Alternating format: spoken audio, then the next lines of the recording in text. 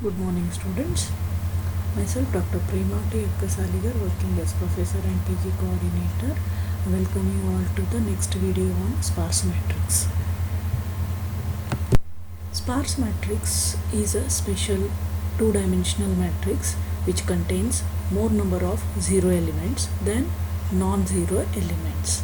So, in such a matrix where more number of zero elements are there, the memory is wasted simply to store the zero values.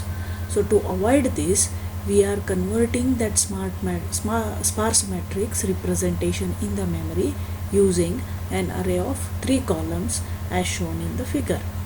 So the 3 column headings are C1, C2 and C3, where C1 represents the total number of rows in the matrix, C2 represents the total number of columns in the matrix, C3 represents the total number of non-zero elements in the matrix. These are the 5 course outcomes of our data structure subject. So as we have seen, the first row in the sparse matrix is known as the global declaration of the sparse matrix, and it is done using C1, C2 and C3 as discussed in the previous slide. C1 represents the total number of rows in the matrix, C2 represents the total number of columns in the matrix, and C3 represents the total number of non-zero elements in the matrix. The elements of this sparse matrix are entered through the keyboard using the triplet representation as shown below, which is in the angle bracket we have C1, C2, C3. So now we have an example of a sparse matrix here. The matrix considered is of size 3 rows 4 columns and the contents are shown in the figure. We have to represent it using an array as well as the triplet representation format, which are the two representation formats of sparse matrix. So in the array representation, so we have the first row as C1, C2 and C3, where C1 represents the total number of rows in the matrix. So in the considered example it is 3. C2 represents total number of columns in the matrix. So in the example it is 4. Then C3 represents the total number of non-zero elements in the sparse matrix, which is 5. So in the considered example we have more number of zero elements. Out of 4 into 3, 12 elements, 5 are non-zero elements, remaining 7 are zero elements. So simply your memory is wasted storing those zero values. So to avoid this, we are following either array representation or triplet representation. In both the cases, the first row represents the global information of the sparse matrix.